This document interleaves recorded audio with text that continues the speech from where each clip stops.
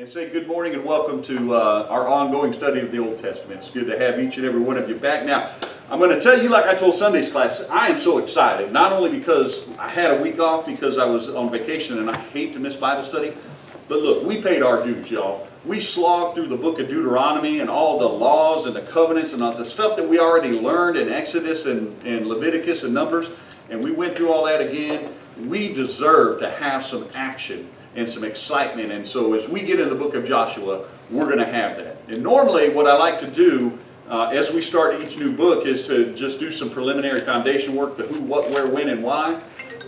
I'm not going to do that with this book because honestly, I was so excited to get into the story, I forgot to do that part of it. So we're just not going to worry about all that. It's not really germane to the overall story of the Bible, but we're going to get into this. So when we last left the Israelites, they were Moses had just died.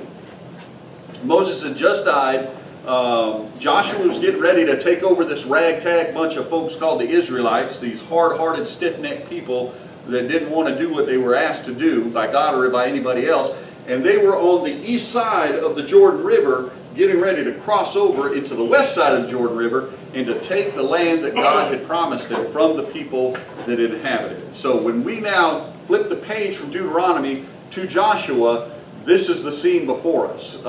So after the death of Moses, God speaks to Joshua and he says, all right, Joshua, Moses did everything I asked of him. He got the people mentally ready. Their hearts are ready. So get them ready to cross that river. But he gives Joshua a little pep talk. He says, I used to be with Moses. I was the authority behind Moses. I'm the one that gave Moses the authority to do everything that he did in my name.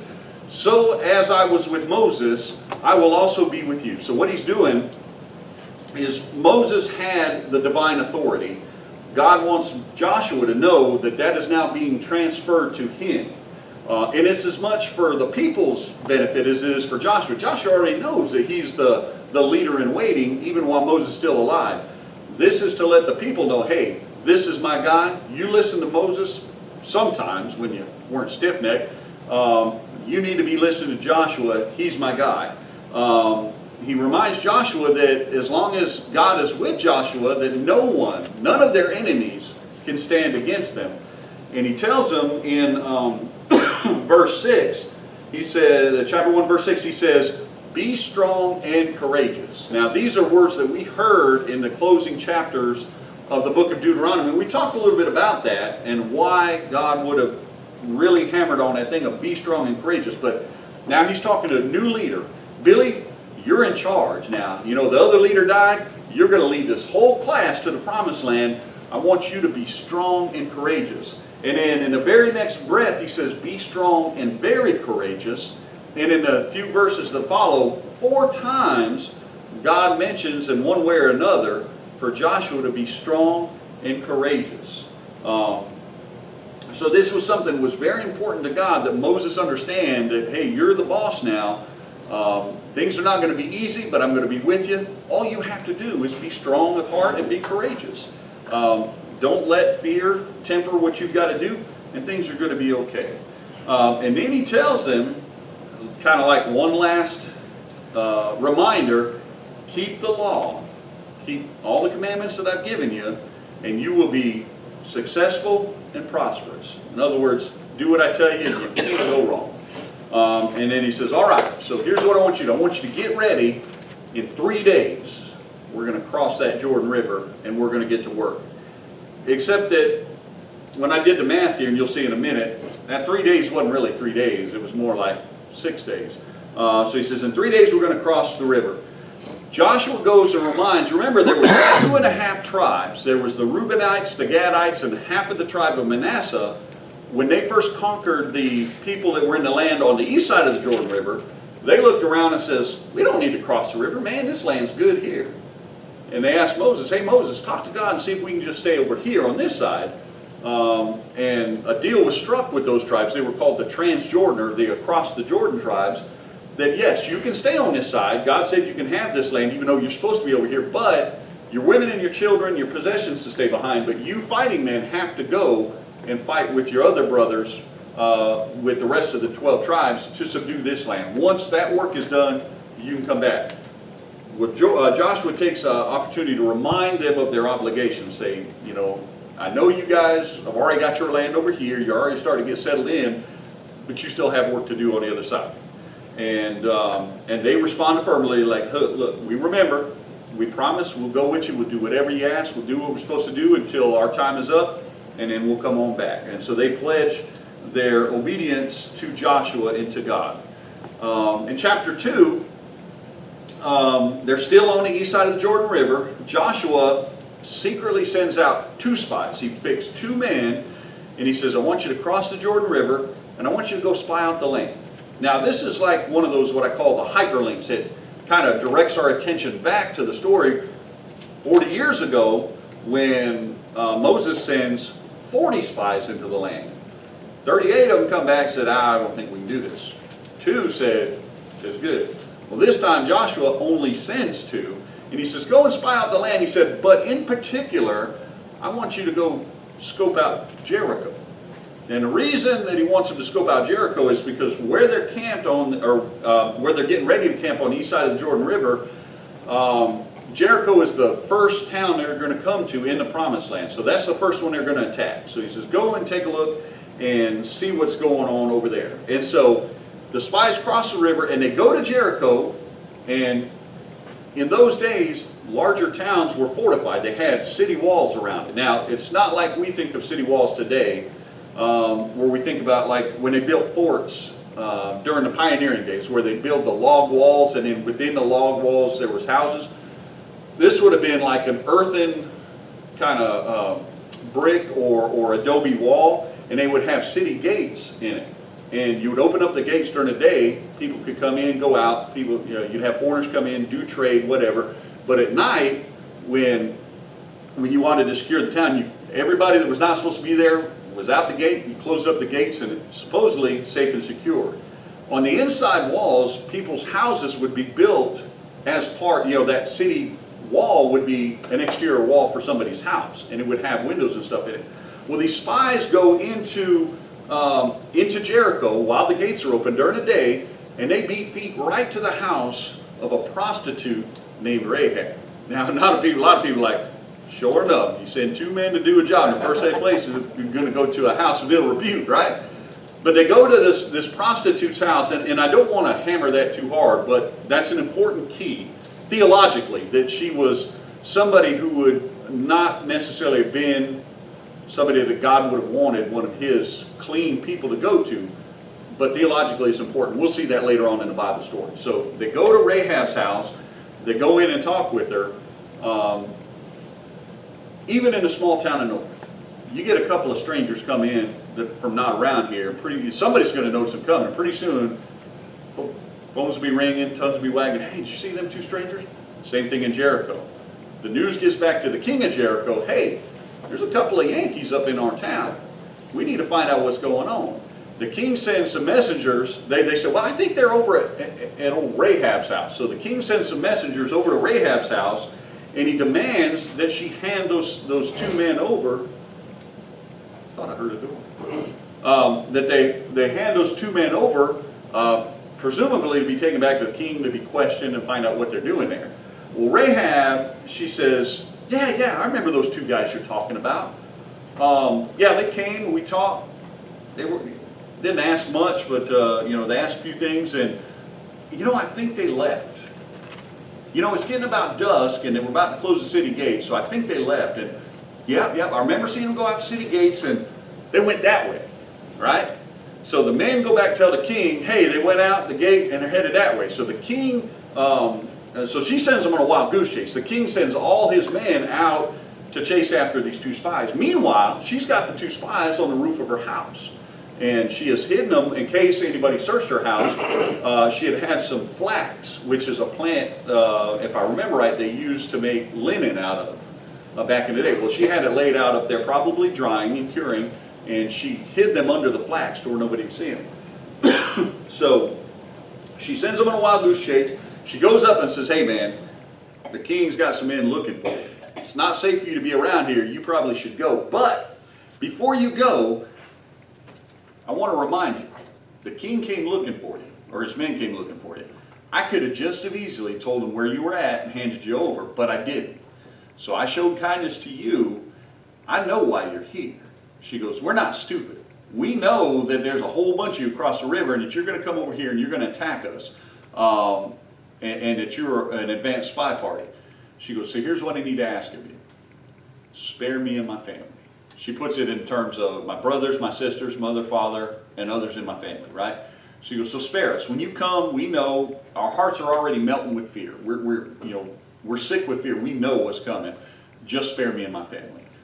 Now remember, God has told Moses, and presumably Joshua has got the same command, that when you cross that river, anything that moves, you kill it. Women, children, doesn't matter. You kill any living being that you come across. And we talked at length about why that was important, even though we kind of find that barbaric, but there was a very practical reason that God had for that. But here we find the spies then faced with a conundrum where they've got this command that we're supposed to kill everybody, but this lady has helped them, and she says, well, don't kill us.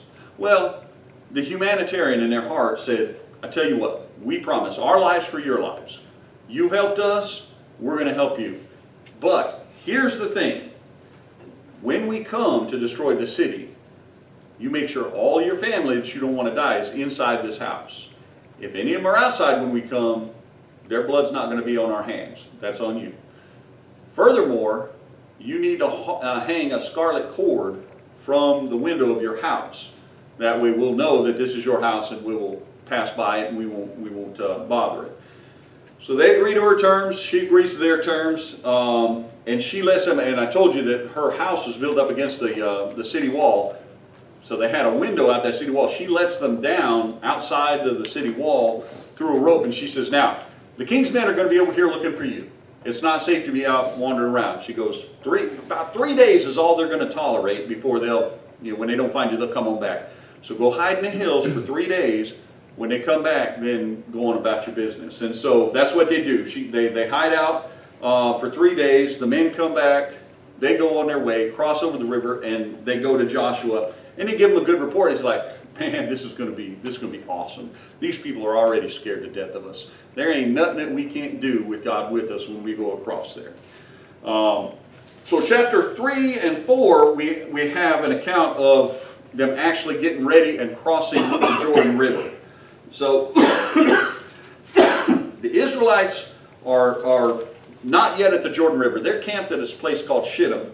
And so they leave Shittim and they go down to the banks of Jordan and they camp there, it says, for 3 days. Now this is where I said the biblical math's not making sense to me, because God tells them to get ready that in 3 days they're going to cross the Jordan.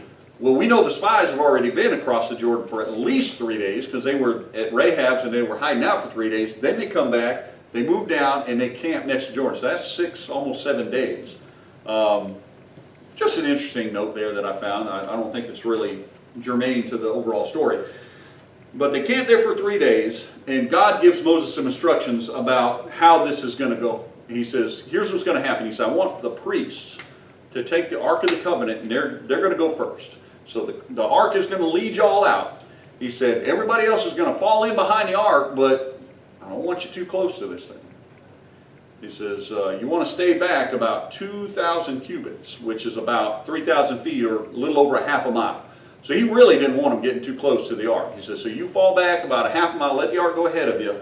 And he says, and I'm going to do this. He says, I'm going to put on a show that will show everybody that I'm with you. Not only that I'm with you and you have my authority, but that I, God, am a most powerful God, and everything that happens is going to show them that this is not anything that could happen naturally, right? This is going to be supernatural, divine power. He says, so tell the priests to go out and stand in the river. And when they do, the waters coming from upstream, they will stop upstream at a distance, and they will pile up. And the rest of the water will flow on through, and guess what? You're going to have dry riverbed to walk on. Once again, this is one of those things in Scripture that hyperlinks back to a story that we've already heard at the Red Sea, right? And what happened at the Red Sea? I mean, that struck fear in the hearts of a lot of people that knew that happened. Obviously not the Egyptians. They came right out in and all got drowned up. But the other nations around said, man, who are these people that their God can even part the waters of this great sea? Likewise, piling up the waters of the Jordan River are going to send a message to all the nations around, as well as to the Israelites, who's got the true power here. And so the priests go and stand in the Jordan River. The Jordan River piles up, just like he said. You got dry stream bed, and then the bearers of the ark go out into the middle of the stream along with the priests, and they stand right in the middle of the river. And then all the Israelites start crossing over. Now, remember, we're talking about maybe 2 million, because there was, between 600,000 and 800,000 fighting men. So you're talking about 2 million people crossing right here. And all the nations that are on the west side, they're seeing all these Israelites streaming across. After crossing, before the priests left, God had given Joshua the instruction to pick 12 men, one from each tribe, and have them ready to go. So after everybody gets across, those 12 men, Joshua tells them, I want you to go back out there in the middle of the river where the priests are standing, where there's no water, and I want you to pick up 12 stones, one stone each of you, put it on your shoulder and carry it back up out of the river. All right, sounds good. So they go out there and get it, and he said, you're going to carry those stones until we get to the first place we camp, and then I will handle it from there. And so after everyone had crossed, after the 12 people had gotten their stones, then the priests come up out of the river, and it says, as soon as the last priest lifted his foot up out of the riverbed, the waters that were piled upstream let loose and come down, and the river ran at flood stage. So, I mean, this is a great story. It's a great story in that it shows us, just like with the Red Sea story, that God will provide a way. Now, could those people have crossed without the waters being parted there? Now, obviously, the Red Sea, they couldn't. Here, I think they could have, because we know that at least the 2 spies found a way to get across, right? And back. So the Israelites could have, but this is God's powerful way of showing that He is with these people. So, they get to the first place that they're going to camp. They camp at a place called Gilgal, and it's right next door. I mean, knocking at the door, probably less than a couple of miles from the city of Jericho. The Bible tells us that God dried up that river as a sign to all the nations of who He was with. The hand of the Lord is powerful, and that the nations, well, first of all, the Israelites would fear the Lord or otherwise respect Him as their divine leader, but the other nations would fear Him, because remember, the other nations are worshiping all these other little g gods. Now they know that He is the God of gods, the Lord of lords, and one to be feared. So it says the nations heard all about this, and their hearts melted with fear. Now those 12 stones, you remember what God told Moses about those stones. He said, when you get to the first place you camp at Gilgal, set those up. Now these are stones that are never to be touched with an iron tool. These are unworked stones. You set them up, you put plaster on them, and you have a, try to remember, an offering. Have an offering, and then write the words of the, no, I'm sorry, that's a whole different place. Never mind. So anyway, he sets up the stones as a monument. They're at Gilgal. They're ready to go into Jericho and do battle. And God says, okay, one last thing. We're not quite ready. So He tells Joshua, hey, Joshua, sharpen up some flint stones as knives, and it's time to get to cutting. What do you think they're cutting? Circumcising. They're getting ready to circumcise. Do you know why they're getting ready to circumcise? I wasn't thinking about it until I had read over it again, but it was because of the fact that the people that had been circumcised had most likely died off during the 40 years. So right. These were children of those people who had not been circumcised. Had never been circumcised. And remember, the covenant that God made with Abraham was that every male Israelite child at 8 days old was to be circumcised as a mark of the covenant, as a sign of the covenant. Well, that worked all great and good when they were in one spot and they could observe these rituals and take them to the priest and have them circumcised. So all the males that were coming up out of Egypt had been circumcised. Well, after 38 to 40 years, they were all dead. They were traveling, so they didn't have time to circumcise a long way. So all these young men, but just goes to show you that God's covenant still reigns supreme, and you're supposed to be faithful to that. And God says, so we've got this whole generation we've got to deal with that hadn't been circumcised. So get them circumcised. And so they were circumcised at Gilgal, and it says that God told them to rest until they were healed, because this is, for those of you who never had it, or had a child that you had circumcised, it's not something that you get up next day and go to fighting, right? So you got to have a little recuperation time. So about 2 weeks of recuperation time later, God says, hey, you know, there's something else I told you we're supposed to do every year that we have neglected to do. It was the Passover. He says, let's celebrate the Passover. It's time for the Passover, which, if you remember about the Passover, it was a 7-day festival. So they had the Passover, and the day after the Passover, the Bible tells us they ate the produce of the land of which they came into. So they're starting to eat of the food that the land is producing. For 40 years, God has provided by God's own hand the food that the Israelites have eaten. The manna from heaven that came down without fail every morning, 6 days a week. And they didn't have to even think about it other than go out and pick up what they wanted to eat. They ate the produce of the land, and the very next day, the manna has stopped. And to this day, yeah, it's amazing. And to this day, there's never been manna since. As far as we know, God has never provided manna from heaven again.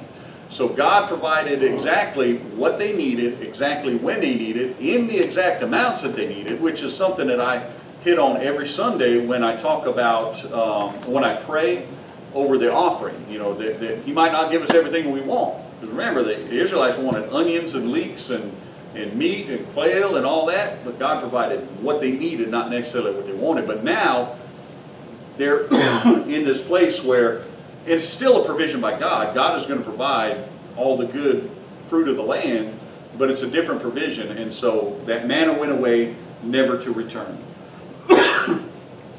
So in chapter 5, they're getting ready to get into actually taking some of the land. So they're near Jericho, and they're getting ready to go over to Jericho. And this is another one of those hyperlink moments in the Bible. Joshua sees a man with a sword in front of him. Now I'm wondering, is this really a man, or is this a supernatural being? Well, as I read further, it's clear it's a supernatural being, because Joshua asks the guy, he says, are you for us, or are you for our enemies? In other words, are you for us, or are you against us? And the man with the sword looks at him and he says, neither. He said, I have come as the commander of the Lord's army. For me, the hyperlink here takes me right back to, you remember a guy by the name of Balaam, who was riding a certain donkey that liked to run his mouth a little bit? I mean, the donkey's talking. And remember, Balaam couldn't see this supernatural being with a sword who was about to kill him, but the donkey could. Here, Joshua clearly sees the guy. The guy is standing in his way between him and Jericho for a reason, and Joshua goes and addresses him. And it's clear after Joshua addresses him that he is a supernatural being, and he says, I am the commander of the Lord's army. Something to remember here, isn't the Israelites the Lord's army? That's what I was thinking. Who was the commander of the Israelites? Joshua. Okay, so I had to stop and think about that. So if Joshua is the commander of the army, then what's this supernatural being? Then it dawned on me. And we'll see this later on in Scripture. And I talk about this from time to time. Whether we understand it or not, Scripture bears this out. That just beyond our level of conscious comprehension, there is a battle raging with good beings and evil beings that we are not consciously aware of, right? If we were able to subconsciously see or supernaturally see what was going on around us that we can't perceive with our mortal eyes, you would see legions of God's army doing battle with legions of the devil's army on a supernatural level. So like, we've got what's going on here on earth, and we know that Satan has dominion for a time over the earth. But that's the physical world. But in the supernatural world, there's still a level there. So what I'm seeing is this being has come down from that supernatural level. If you think, I think it was Elijah, and I think we'll see that in Kings and Chronicles. It was Elijah that was worried about going in up against, I believe it was one of the king, maybe it was King Ahab, and his men, and God opened his eyes to see that the hills were filled with supernatural beings that were getting ready to do battle on his account. And so I'm seeing this here as a precursor to that, where God has got a whole army that is getting ready to go forth. And remember, he says, I'm going to go before you. I'm going to deliver these people into your hands. Now, they've got some work to do, but God's army, the Lord's army, is doing the heavy lifting. So this commander is, this angelic being, is a representation of that has been revealed to Joshua. And so Joshua falls face down in front of this being, and he basically asked, what is it that the Lord wants me to know? What is it that he wants his servant to know? And once again, another hyperlink here. What does that angelic being say? He doesn't say, well, he wants you to be strong and courageous and know that everything. He says, take off your sandals, for you're standing on holy ground. We saw that all the way back in Exodus when Moses is coming up to that burning bush, and he sees it's not being consumed. He walks up, he's looking, and a voice from the bush, a supernatural voice, calls out to him and says, Moses, take off your sandals, for you're standing on holy ground. So, to me, this is a direct correlation that, now Moses was great, and I'm never going to say that anybody since has ever equaled him, but Joshua is like a Moses 2.0, and this is another manifestation of that he is carrying the divine authority and power that God gave Moses. So Joshua is like another Moses in this case. So that's the end of that encounter. Joshua gets up. We're told that the gates of Jericho were securely barred. So this is a fortified city. They see the Israelites right there, Gilgal, right on their doorstep. So instead of having the gates open during the day, they close them up, lock it up tight. They're like, these Israelites ain't getting in here.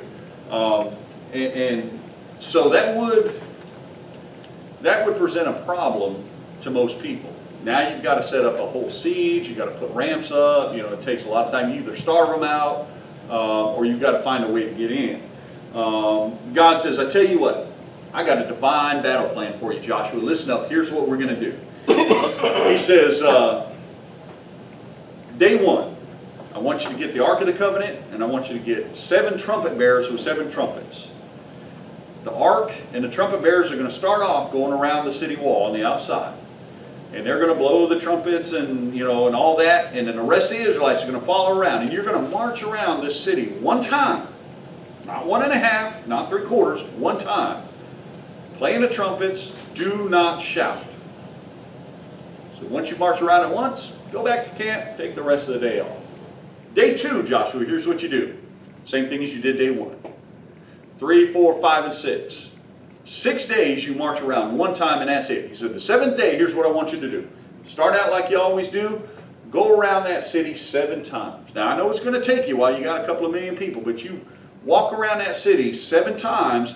On the 7th time, the trumpet bearers will give one long blow to the trumpet. And you know what I thought about when that came up. What's the fire service correlation to that? When you got somebody inside, imminent collapse, the driver hits the horn one long time and you get out. He says that they're going to blow the trumpet one long time, and as soon as you hear that long blow, all the Israelites are supposed to raise up their voice in one loud war cry, one shout. And what do you think happened to the walls? Come tumbling down. I mean, that's a great children's story, isn't it? So the walls of the city will come tumbling down. Now, before they do this, Joshua warns the people. He says, look, God has told me that when we go in here, we're supposed to kill everybody, except that one family that the spies made a deal with. So don't bother Rahab's family, but everybody else gets killed. Kill everything. All the loot and the plunder in this city is devoted to God. Nobody take anything, because we're going to destroy that. That's God's. Make sure you don't take that. Now, that's important, because we're going to see that here in just a minute where it kind of goes off the rails. And when we go in there, kill everybody except for Rahab's family. So they go in, they go the 7 times around, shout, walls fall down. They all go rushing in, and they just get to killing. They kill everything, kill everybody except for Rahab's family, who were saved. They're brought out, and the whole city was destroyed, burned. I mean, just completely decimated. And to pour salt in the wound, after it's destroyed, Joshua stands over the city and pronounces a curse over the city, and he puts a curse on anybody who would undertake the effort to rebuild the city. In fact, he says, how does he put it? At the cost of his firstborn son, he will lay its foundations, and at the cost of his youngest, he will set up its gates. This is what's known in biblical studies as an inclusio. The oldest to the youngest. It's not saying only his oldest son literally and his youngest son literally, but he's saying it will cost everything. Whoever tries to rebuild the city, it will cost you everything. That's how deep the curse goes. Now, it finishes up in chapter 6 saying, so the Lord was with Joshua, and his fame spread throughout the land. So the word of this went out. Well, in chapter 7 it says, the Israelites were unfaithful in regard to the devoted things. This guy named Achan, son of Carmi, who was the son of Zimri, of the tribe of Judah, took some of the things. So the Lord's anger burned against Israel. So here's the thing. God's anger burned against Israel, but as far as we know, nobody knew what Achan had done. Achan did this in secret. He took the stuff, he hid it. We'll find out where he hid it in a minute. But nobody knew what had been done. So they leave Jericho, which they have just decimated, and they go to this much smaller town near, I don't know how you pronounce it. I'm going to call it Ai, because that's how it's spelled, Ai. They go to Ai, and once again, Joshua sends a couple of men out to spy the city out to see kind of what they're going to be up against. The spies go over, they come back, and they're like, Joshua, man, this is a little podunk place. It ain't going to take hardly anybody. Why get all the army up in arms over this? 3,000 men tops. That's all it's going to take, Joshua. 3,000. Send 3,000 over. We'll wipe up this town and destroy it, and then we'll be on about our business. And so 3,000 men went up against this city, but lo and behold, nobody knew that God was mad at the Israelites, so God was not with them in this battle, and they were routed. It says 36 of their men were killed, which doesn't sound like a lot out of 3,000. You expect to have some casualties, but based on my reading, I'm thinking they didn't lose a single man in Jericho. So if God is with them, they shouldn't be having people. But the men of Ai chased them out and started chasing back to their camp, and they're slashing and killing people, and 36 of them died. They get back and they're like, holy cow, what just happened here? We just got our butts whooped. Isn't God with us? And so they go and tell Joshua, and Joshua, he tears his clothes, and he falls face down before the Ark of the Covenant. He just lays there, and he's just in mourning. He can't believe what has happened. Finally, he gets up, and he inquires of God what has caused this defeat. So God reveals to Joshua what caused their defeat. Basically saying, why, God? It's reminiscent of Moses. Once again, Moses 2.0. He's like, God, why did you even bring us across the river if you're just going to give us into the hands of our enemies? Why, God? We should have just stayed on the other side, kind of like Moses did. Why did you bring us up out of Egypt? Actually, that wasn't so much Moses as the people complaining to Moses. God says, I'm going to tell you why I did that, Joshua. He says, what did I tell you? Did I not tell you when you went into Jericho to leave the devoted things alone? He said, somebody has taken what has belonged to me. Joshua's like, I don't know anything about that. And so God instructs Joshua. He says, I'm not going to be with you anymore until you make this right. In fact, I think it says, I will not be with you anymore unless you destroy whatever among you is devoted to destruction. That's kind of a two-part thing. Number one, the things that Achan took out of the city were devoted to destruction. But now, because of his disobedience, Achan has to be devoted to destruction. So, once again, Joshua doesn't know what has happened or who has done it. But God says, tell the people to consecrate themselves. He said, because we're about to have a come to God meeting. Remember, we don't have Jesus yet, so there's no come to Jesus meeting. This is a come to God meeting. He says, I want the people in front of me tomorrow morning. We're going to get to the bottom of this. This is God talking. He says, and you can't come into the presence of God without some sort of preparation. So he says, go and consecrate yourselves and show up tomorrow morning. Be ready for inspection. Kind of like it was a boot camp or something. He says, here's what I want you to do, Joshua. I'm going to call out tribe by tribe each of the 12 tribes. Each of the 12 tribes, as I call them by name, is to present themselves to me until I reveal what tribe it is that I want. Once I reveal what tribe it is I want, clan by clan out of those tribes are to present themselves as I call them by name. When I get to the clan I want, family by family, they're to come forward until I choose the family I want.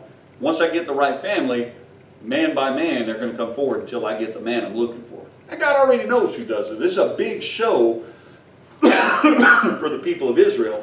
And so they go tribe by tribe, just like God said, until they get to the tribe of Judah. God says, Joshua, that's my tribe right there. Other 11 tribes stand back. All right, tribe of Judah, present your clan. So clan by clan, they come forward until the Zerahites are chosen. That's my clan. Family by family until the family of Zimri is chosen. And then man by man until who should show up but old Achan. God's like, that's the guy. So everybody's kind of backed up, I'm sure, by now, and poor Achan standing out there in the middle of it like, what? Joshua's like, you got to come clean. What did you do? Achan's like, oh man, I mean, he cracks like a week-old egg. He's like, yeah, it was me, I did it. Oh, I was. Joshua, I just got to tell you what happened. We were in there, we were looting, we were pillaging, we were burning and killing and everything. Oh, Joshua, I saw this ornate robe. It was just so beautiful. Joshua was the best robe I ever seen. And you know, my old one's got moth holes in it, and I need a new one for winter. Man, I took the robe. But not only that, after I took the robe, you know, things have been a little tight. Unemployment hadn't been coming through like it should. I saw that silver over there. I took the silver. But then, as I was getting ready to leave with that, oh man, there was a bar of gold there. 50 shekel bar of gold. Man, I just had to have it. Joshua, I took it to my tent, dug a hole in the ground, buried it. It's buried under my tent. So Joshua tells a couple of guys, go and see, dig it up and bring it here. So they go, find it, just like he said, brings it here. And they bring it forth, and what happens is God declares that not only do the things have to be destroyed, but now Achan has to be destroyed. But not just Achan, because remember, this happened already once before with the Israelites, where somebody took what they weren't supposed to, and remember where the ground opened up and swallowed, but it swallowed not only him, but the whole family, right? So Achan is taken out along with the items, his sons, his daughters, all his possessions, everything that belongs to him, taken out to this valley called Achor, and they stoned him to death.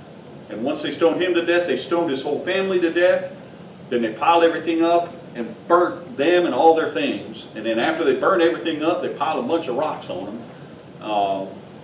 And then that was that.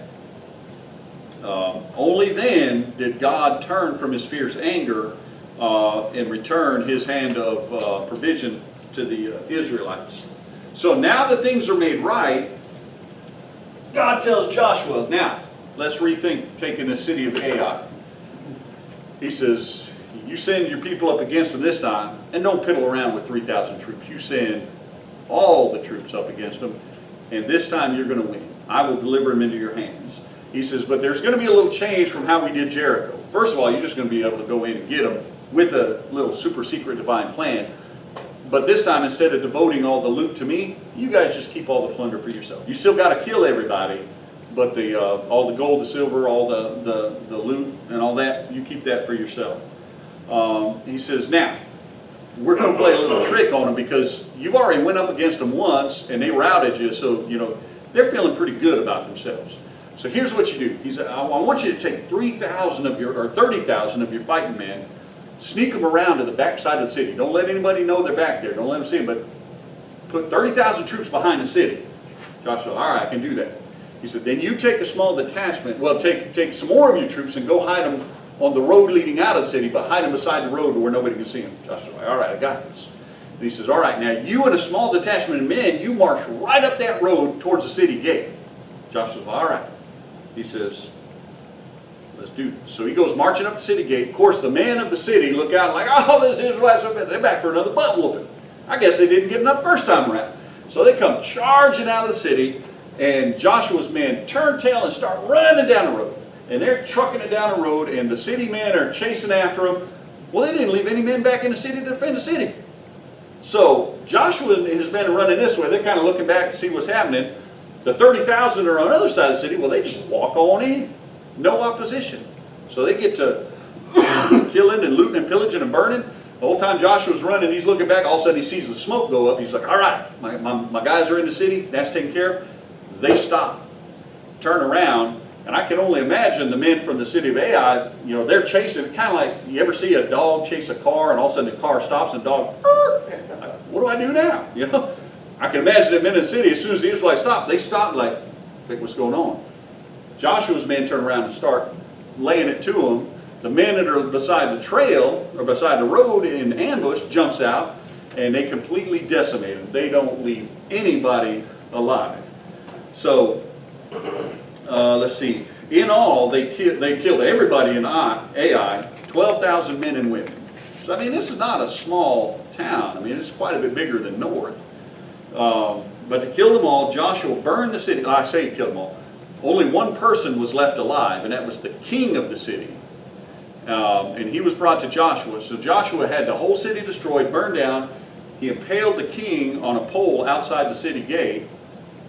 But because he didn't want to desecrate anything, the body had to be taken down at dusk. He took the body down, threw it on the ground at the city gate, piled the rocks up over it, and the Bible tells us the rocks are still there to this day. So,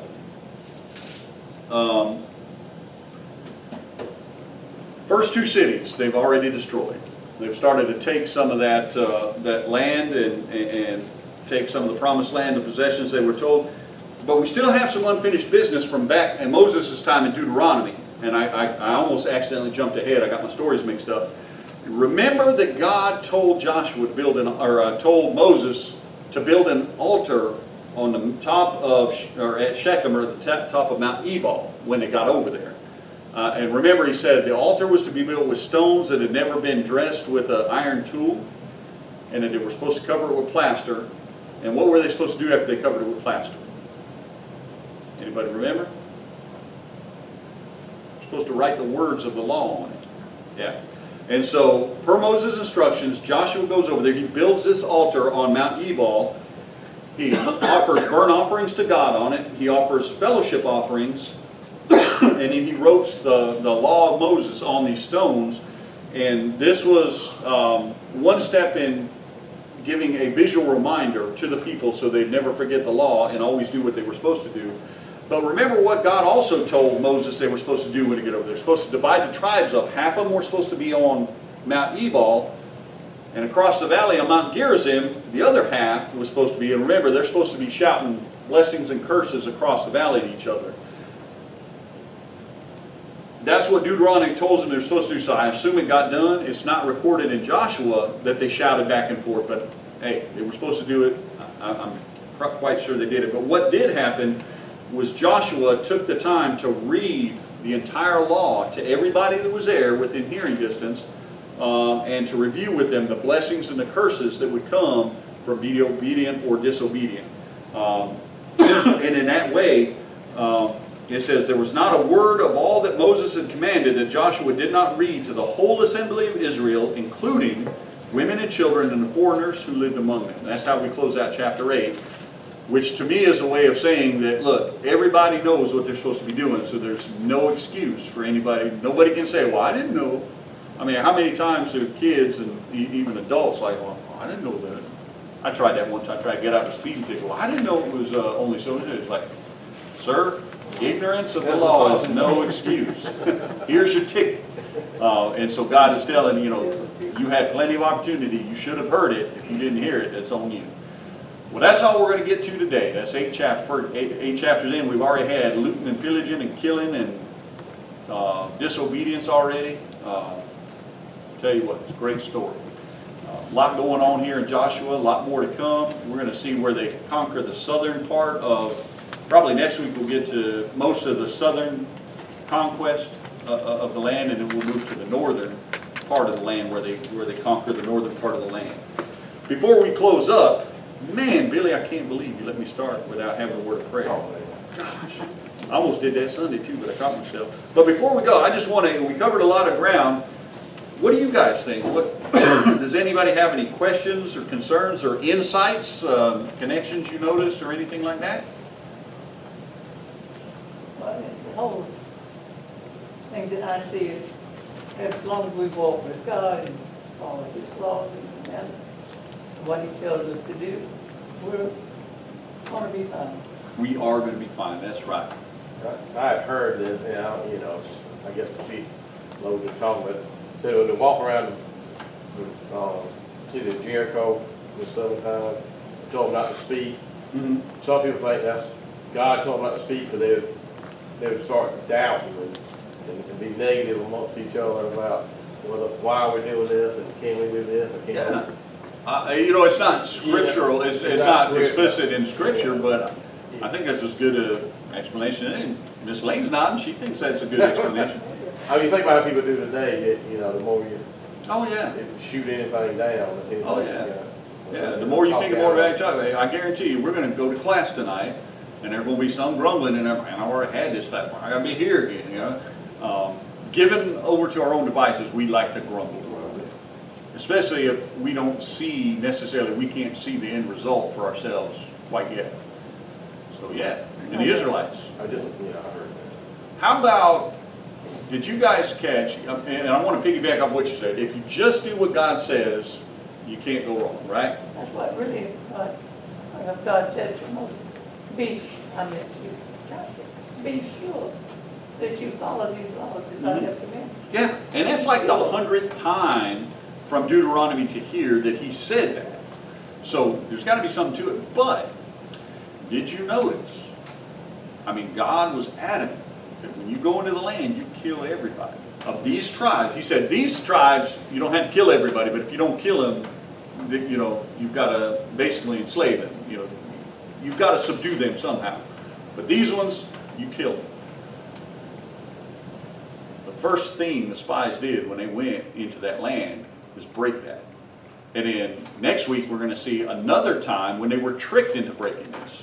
And I can't help but wonder if it's so important that everybody is killed to root out the evil that's there. Why did God not punish those spies for making a deal with Rahab? Because I think He chose Rahab to be the way for them to get in. I mean, that's what I always wonder. How did they know to go to Rahab? Exactly. Didn't Remember, God have to lead them there? And it's good to wonder about that. And the reason we wonder is because, remember, the Bible does not give us every single detail.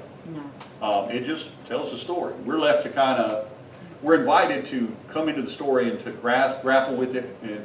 But I will tell you, we will see Rahab's name again a couple more times in the Bible. David, right? And she is in the lineage of David, who is in the lineage of the Messiah. So she is an important player, which I think God already knew. So maybe God touched the hearts of the spies to make that deal, and that was God's own doing and not a human's doing, right? And maybe that's why He let them there in the first place. Right. He might have showed them the way supernaturally to her door for that, and they didn't know what they were doing. How many times do we know what we're doing? We do something, we have no idea why we did it, but at some point later, you can see where it all worked out, and you're like, I wonder if God made that work out that way. Well, and practically, her house was on the wall. Right. So that way they could get in and get out. Yeah, more they come in through the easily. gate, but they were able to go out through the window. And because she was saved through her line, and it's funny because in ancient Near Eastern text, as well as the Bible, lineage is always carried down through the male line. But yet, several places in the Bible, it is very specific for just a couple of women. Rahab, Ruth, Terah. These women are specifically mentioned where they normally wouldn't in the context of that cultural setting. So she's important. We don't know that yet. I know it because, and as well as many of you, because you know the rest of the story. But for those just reading this Bible and only getting this far, they wouldn't know it yet. But yeah, she's very important. And so this did happen for a reason. But it did strike me as funny. But if you just do what God says, but sometimes they don't do what God says, and it's almost like God's like, whatever. But then, like we'll see next week, where they make a treaty with, they're tricked into making a treaty with a group of people who aren't who they say they are. And God's like, man, didn't I just tell you? And it said, if I remember right, it says, and these people were a thorn in the side of Israel, even to this day. Of course, people aren't here today, but all right. Well, that's all I got. Before we go, since I failed to open us in prayer, if it's okay, I'd like to close us in prayer. Most wonderful and gracious Heavenly Father, we give you thanks for this beautiful day that you've brought us here, not just for the weather, but it is beautiful because we are here gathered as your people in your holy presence. God, we came here just a short hour ago with a deep hunger in our hearts, a spiritual hunger to know more about you and about your beautiful story. We're so thankful that you have revealed yourself to us in your holy word today. And Lord, we just ask that you would continue to quicken our hearts with this holy discontent and this holy hunger for you. And Lord, that we would chew on what we've learned here today as we prepare to learn even more next week. So be with us and guide us until we come together here in this space again. And let everything we say and do bring you honor and glory now and forever. Amen. Hey folks, remember to click the subscribe button below and ring the bell to be notified when we post new content. And as always, if today's video touched you in some way, please hit the thumbs up button and leave us a comment. We love to hear how our content impacts your walk with Jesus Christ. Until next time, God bless.